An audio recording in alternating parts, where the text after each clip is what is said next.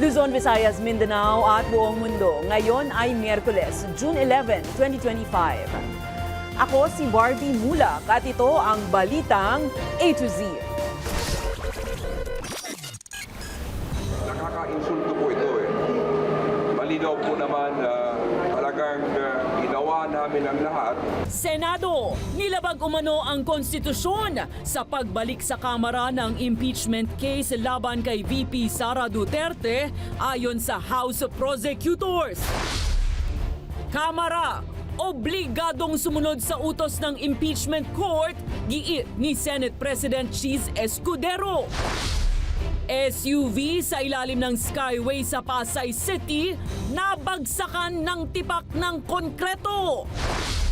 Pasukan na sa Lunes, bentahan ng school supplies, bagsak presyo pa rin sa Divisoria. Sa showbiz, Kings of P-Pop SB19, performers sa Grand Coronation Night ng Binibining, Pilipinas.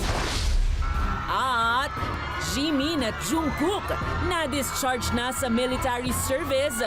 BTS reunion, nalalapit na ba?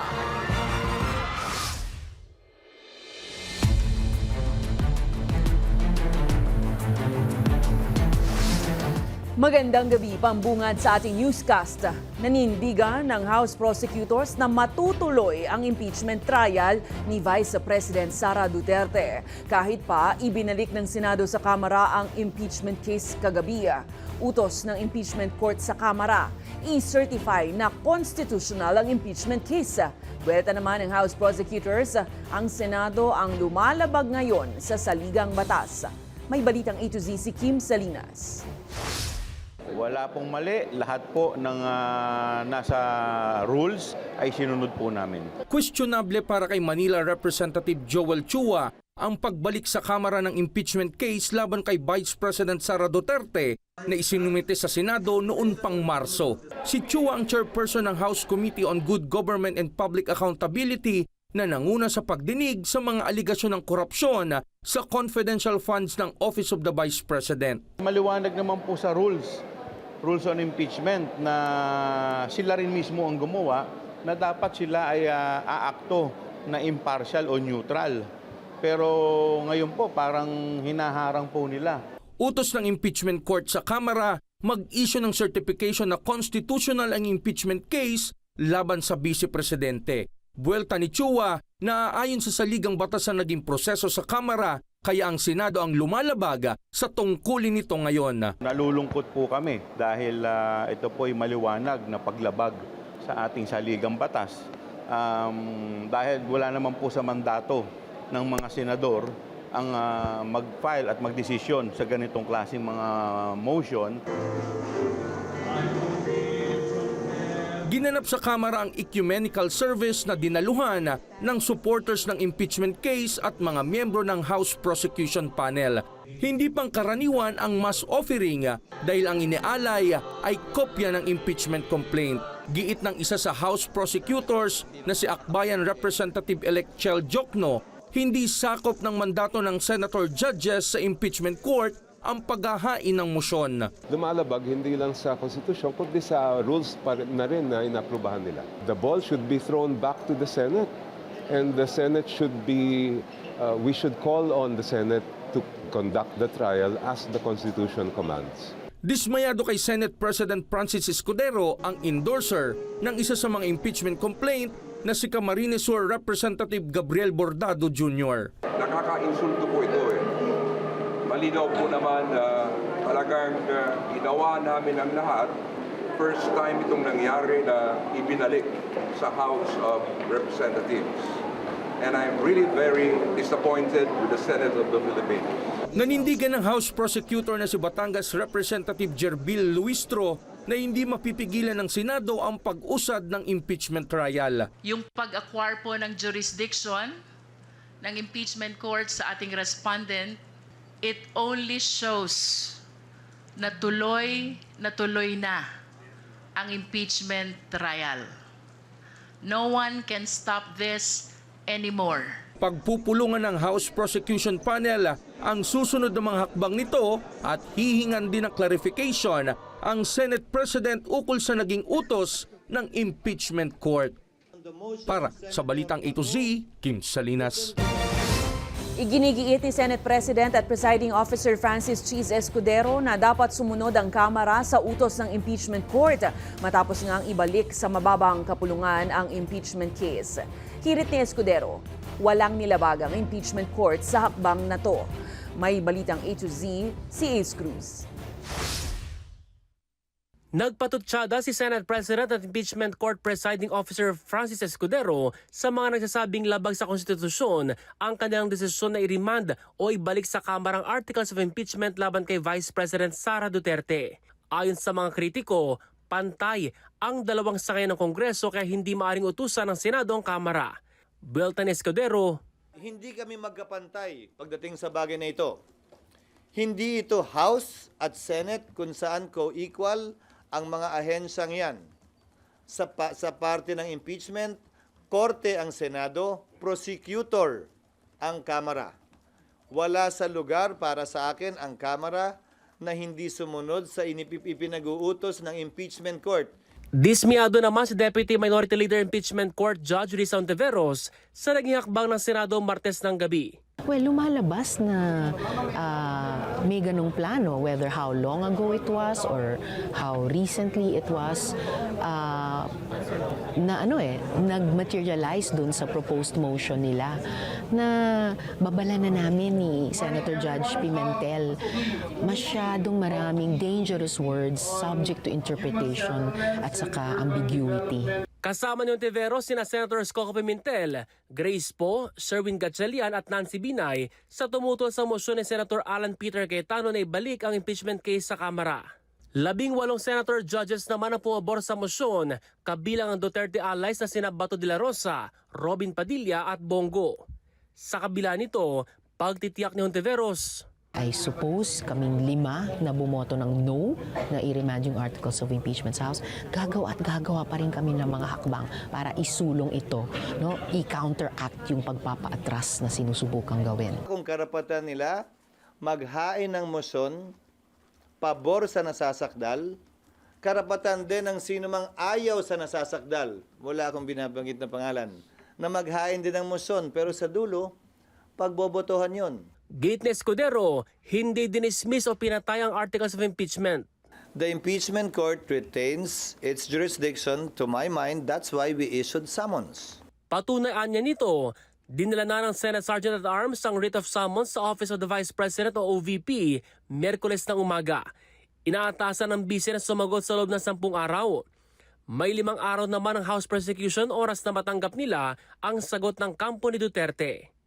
Para sa Balitang A to Z, Ace Cruz.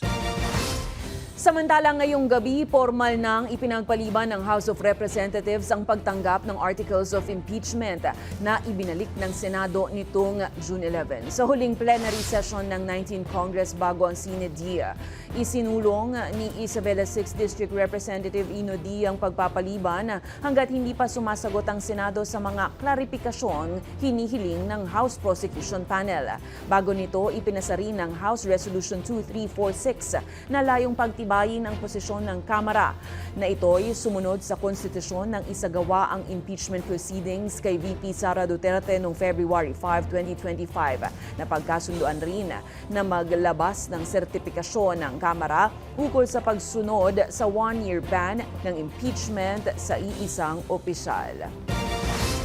Naghain naman ng supplemental petition sa Korte Suprema ang abogadong si Israelito Torreon at ilang kasamahan para pigilan ang impeachment trial laban kay VP Sara Duterte. Sa 45 pahinang petisyon, humihiling si Torreon ng temporary restraining order at injunction para itigil ang proseso at ideklarang walang bisa ang mga artikulo ng impeachment. Kasama ni Torreon sa petisyon sina Attorney Martin Delga III, Attorney James Reserva, Attorney Hilary Reserva at abogado ni Socorro Leader J. Renz Kilario. Giit ni Torreon, hindi po pwedeng ipagpatuloy sa 20th Congress ang impeachment na nagsimula sa 19th Congress at magtatapos sa June 30.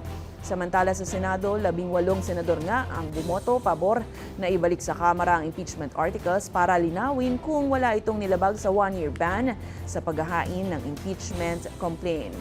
Tutol dito sina Senator Pimentel, Ontiveros, Poe, Gatchalian at Binay.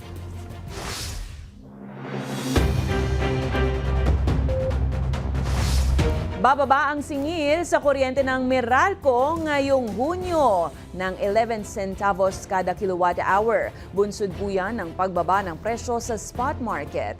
Dahil dyan, kapag ini-apply po sa bill, good news dahil posibleng maging 22 pesos sa kada 200 kilowatt hours ang bawas singil sa kuryente. 32 pesos naman ang tapyas kung pumapaloob sa 300 kilowatt hours ang consumption. 43 pesos ang magiging menos kapag pumalo sa 400 kilowatt hours ang konsumo. Nasa 54 naman kung aabot ng 500 kWh. Lumiit ang generation charge dahil sa mas mababang singil mula sa power supply agreements, independent power producers at wholesale electricity spot market. Hindi pinapayagan ng House Committee on Labor ang panukala ni Senator Joel Villanueva na gamitin na lang ang Senate version na 100 peso na dagdag sa daily minimum wage. Ito ay matapos magsumiti ng liham si Villanueva noong June 10 para hikayatin ng Kamara na i-adapt na lamang ang Senate Bill No. 2534. Sa halip, nanawagan si House Panel Chair Fidel Nograles na agarang magpulong ang Bicameral Conference Committee para pag-isahin ang bersyon ng Senado at Kamara bago mag-adjourn ng 19th Congress. Mas mataas ang inaprubahang 200 peso wage hike ng Kamara kumpara sa bersyon ng Senado na 100 piso lang. Giit ni Congressman Nograles, hindi pwedeng basta nalang tanggapin ang Senate version ng walang malinaw na usapin at kompromiso. Matatandaan sinabi ng Malacanang na pag-aaralan ni Pangulong Marcos ang posibleng epekto sa ekonomiya ng ipinapanukalang minimum wage hike bago magpasya. Unfortunately, kahit ayokong sabihin yung sabotahe at parang pinupush tayo to the brink na naghahanap ng scapegoat, yun yung ating nararamdaman ngayon at nakakalungkot because at the end of the day, this will be at the expense of our workers.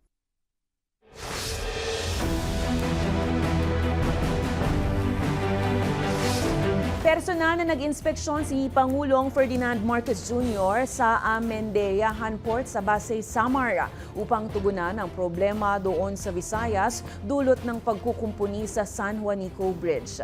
Ayon sa Pangulo, magdaragdag ng night navigation upang mas maraming roll-on, roll-off ships ang makabiyahe sa harap nga ng limitadong access sa San Juanico.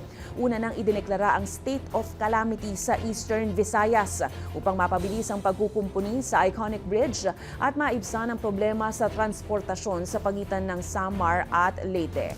Isinisisi naman ni Marcos sa mga nagdaang administrasyon ang problema ngayon sa isa sa pinakamahabang tulay ng bansa na itinayo sa panahon pa ng kanyang ama na si Marcos Sr. mahigit 5 dekada na ang nakalilipas. Nag-inspeksyon ng DPWH para nga sa rehabilitation, nila delikado na itong tulay na ito. Hindi ginawa ng mabuti ang maintenance ng tulay. Dapat yan every 3 years binabalik-balikan. Tiniyak naman ni Pangulong Ferdinand Marcos Jr. na kikilos ang pamahalaan para solusyonan ang krisis sa kuryente sa Siquijor. Binisita ni Marcos ang lalawigan kasama ang mga opisyal ng Energy Department, National Electrification Administration at iba pang ahensya para tingnan ang sitwasyon. Anya, lubhang apektado ang mga residente dahil sa paulit-ulit na brownout at umaabot lamang sa 2 oras ang supply ng kuryente sa ilang kabahayan. Giit ng Pangulo, napapabayaan ng Siquijor Island Power Cooperative o SIPCOR ang serbisyo kaya pinaiimbestigahan na ito. Dahil sa lumalalang sitwasyon, idineklara na rin ang state of calamity sa probinsya. Bilang agarang solusyon naman, agad na ipinadala ang 2 malalaking generator set mula Palawan. Pero diin ni Marcos, panandalian lamang ito at kailangang makahanap ng permanenteng solusyon sa loob ng 6 na buwan. Hinihikayat din ng Pangulo ang SIPCOR na tuparin ang kanilang mga obligasyon sa mga mamamayan. Kumpiyansa si Transportation Secretary Vince Dizon na masasakyan na ng mga pasahero ang Metro Rail Transit Line 7 simula sa taong 2027. Ayon kay Dizon, minamadali na ito ng Pangulo para mapabilis at maging maginhawa ang biyahe ng mga commuter. Tinatayang nasa humigit 83% na ang overall progress ng MRT 7 na inaasahang makapagseserbisyo ng humigit sa 600,000 pasahero kada araw sa unang taon ng operasyon nito.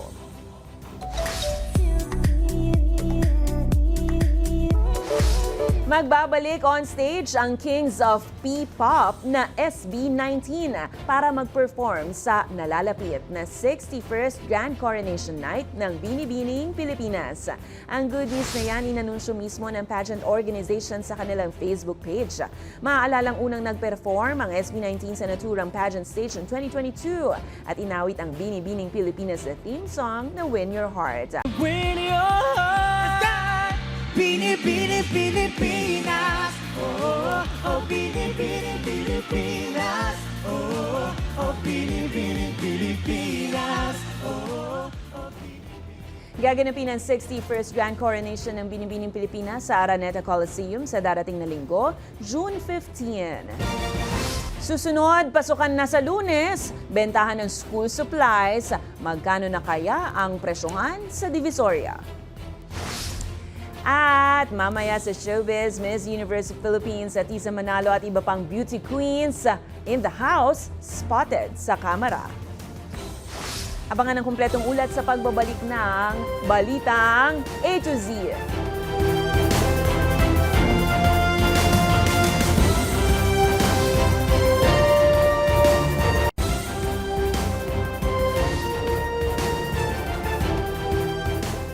Nagtamo ng sugat sa ulo ang isang driver matapos mabagsakan ng pira-pirasong debris mula sa Skyway ang kanyang minamanehong sasakyan kanina, June 11. Ayon sa Traffic and Parking Management Office, nangyari ang insidente sa kahabaan ng Ninoy Aquino Avenue sa Barangay Tambo. Agad namang nadala sa ospital ang driver na nabagsakan ng debris. Patuloy namang iniimbestigahan ang dahilan ng pagbagsak ng naturang pira-pirasong semento.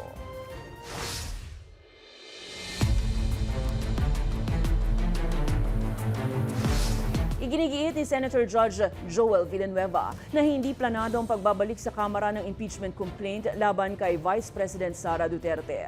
Pumabor si Villanueva sa motion na ibalik sa House of Representatives ang articles of impeachment para linawin ang ilang issue. Wala naman daw planong i-convene ang impeachment court ayon sa mambabatas. Giniit niya na Korte Suprema pa rin na ang magpapasya kung labag sa konstitusyon ng pagbabalik ng impeachment complaint. If they don't do anything about it, we will proceed. We will proceed with the trial because pinapasagot lang namin sila dahil we feel na malaki yung matitipid sa oras at panahon. Inaasahang tutulak si Vice President Sara Duterte pa Malaysia para sa isang personal trip nga kasama ang pamilya ngayong Independence Day. Bagmat hindi nagbigay ng kumpletong detalye ang Office of the Vice President sa mismong petsa o oras ng kanyang pagbabalik sa bansa. Sinabi naman nitong magiging present ang Vice Presidente sa mga aktibidad ng OVP para sa selebrasyon ng Independence Day at makikipagkita sa mga overseas Filipino workers. Bahagi ito ng kanyang walang humpay na paglipad palabas ng bansa sa gitna ng mga may init na issue patungkol sa kanyang impeachment.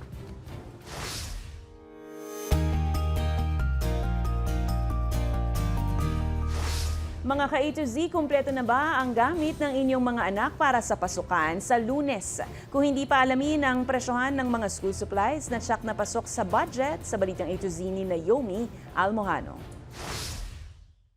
Back to school na, ibig sabihin back to gastusin na muli. Tuwing pasukan, hindi maaring hindi mamimili ng school supplies na gagamitin sa buong academic year. Ang siste kasi minsan, kapag bago ang gamit, mas interesado ang mga batang pumasok at mag-aral.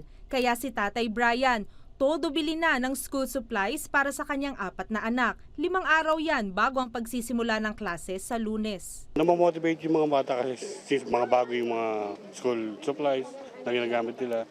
Masigurado sila puro bago yung gagamitin nila. Sa Divisoria rin ang takbo niya para wais na magamit ang kanilang budget. Aniya, bultuhan kasi ang bilihan dito, kaya mas mura at nagagamit din ng pangmatagalan. Dito sa Divisoria, mas matitipid namin.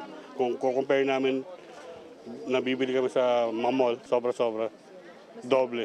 Ang una yung mga notebooks, bags, tapos uniforms ng mga bata.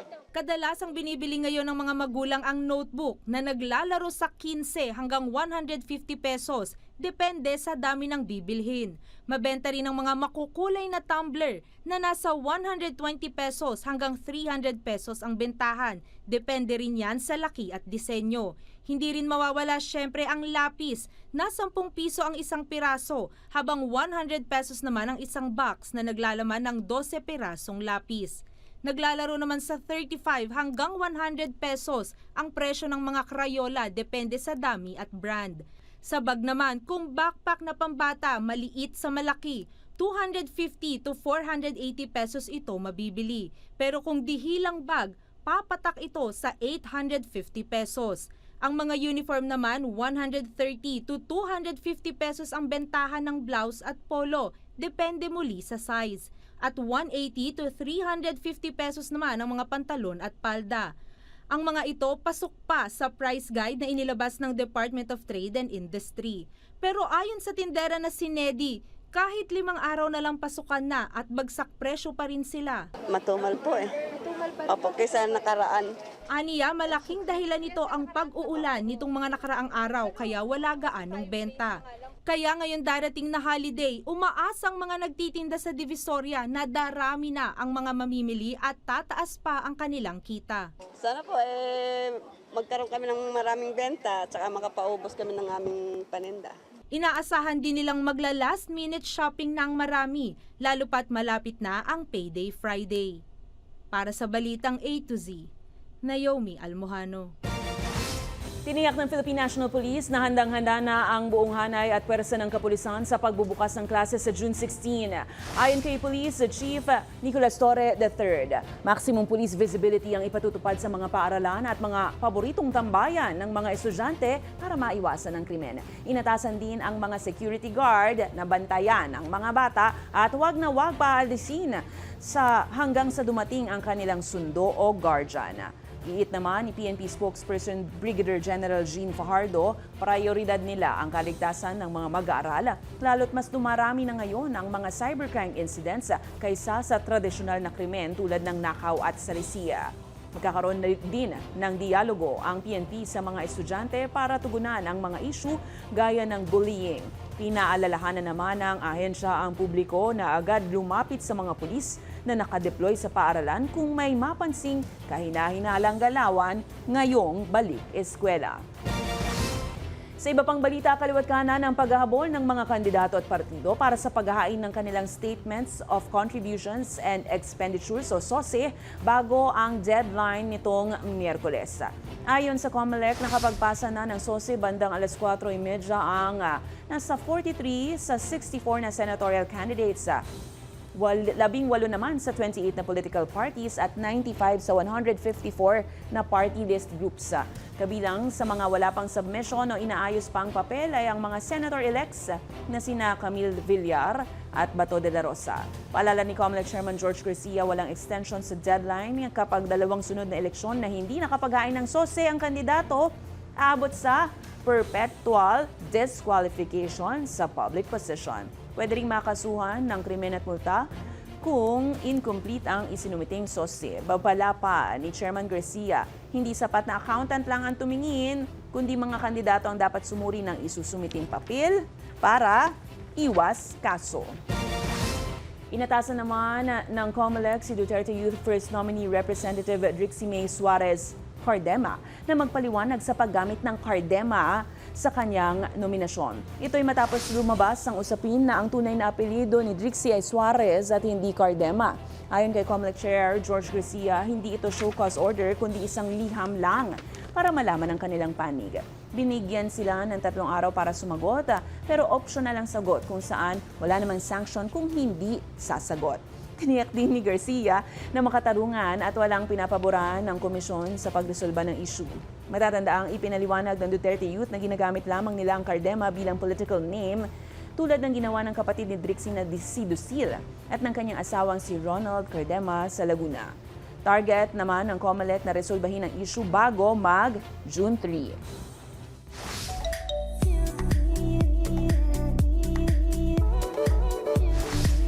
Beauty Queens in the house. Yes, you heard it right. Bumisita po ang mga nagwaging Beauty Queens na pinangungunahan ni Miss Universe of Philippines Atisa Manalo sa House of Representatives. Isa-isang ipinakilala ang kasama niya ring beauty title holders na sina Miss Eco International 2026 Gabi Carballo, Miss Eco Teen International Philippines 2024 Raven Doctor, Miss Supranational Philippines 2026 Katrina Legado at Miss Cosmo Philippines 2025 Chelsea Fernandez. Wala namang ibinigay na detalye sa dahilan ng kanilang pagbisita sa kamera. Sa aming pagbabalik sa showbiz, Jimin at Jungkook na-discharge na sa military service. BTS reunion, nalalapit na ba? At South Korean actor Joo Ji-hoon, bibisita sa Pilipinas. Manatiling nakatutok, kayo ay nanonood ng Balitang A to Z.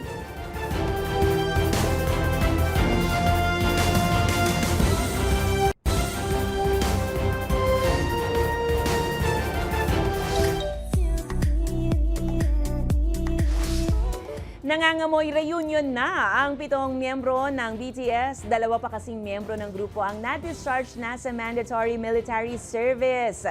Sino-sino yan? Samantala, South Korean actor Joo Ji-hoon bibisita sa Pilipinas para sa isang exciting na fan meet.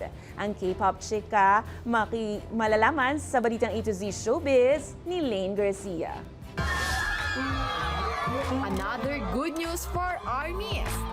After BTS, RM at V, finally, nakalabas na rin mula sa mandatory military enlistment ng South Korea ang 2 pang miyembro ng K-pop superstar na BTS na sina Jimin at Jungkook ngayong Miyerkules, June 11. Matamis ng ngiti ang kanilang salubong sa fans na talaga namang abang na abang sa kanilang mala-hello back to the real world. Kaya naman for sure, marami ang abangers na makumpleto ang 7 BTS members matapos ang ilang taon. Habang inaasahan na rin na matatapos ang serbisyo ni Suga bilang public service worker sa June 21. Exciting! Samantala, one of our OG Oppa is coming to Manila. Yes, dahil nakatakdang bumisita si Joo Ji-hoon dito sa Pilipinas para sa kanyang 2025 Asia Tour fan meet na Juniverse sa New Performing Arts Theater sa August 2. Inanunsyo yan mismo ng Wilbros Live sa kanilang social media page. Ito ang first ever fan meet sa bansa ni Ji-hoon. Matatandaang nagwagi si Ji-hoon bilang Best Actor sa 61st Baeksang Awards para sa kanyang mahusay na pagganap sa The Trauma Code Heroes on Call. Nakilala rin ang aktor sa iba pang hit K-drama series gaya ng Princess Hours at Kingdom. Para sa Balitang A to Z Showbiz, Lane Garcia. Kung kayo ay may kwentong kakaiba, mga kwento ng pag-ibig o storya ng inspirasyon at pag-asa, maaari itong ibahagi. Sumali sa ating Facebook group na Balitang A to Z. Panoorin ang replay ng ating programa at sundan ang ating social media pages. Hanapin ang Balitang A to Z. Ang ating pabawang quote of the night ngayong Miyerkules ay mula sa isang writer at philosopher na si Rabindranath Tagore. Ang sabi niya, nagkakaroon tayo ng kalayaan kapag nabayaran na ang buong halaga nito. At yan po ang mga balita at impormasyon, mga kwentong may dalang inspirasyon na tinutukan ng Balitang A to Z. Ako po si Barbie Mulak. Maging maalam, makialam. Magandang gabi sa iyo, Pilipinas.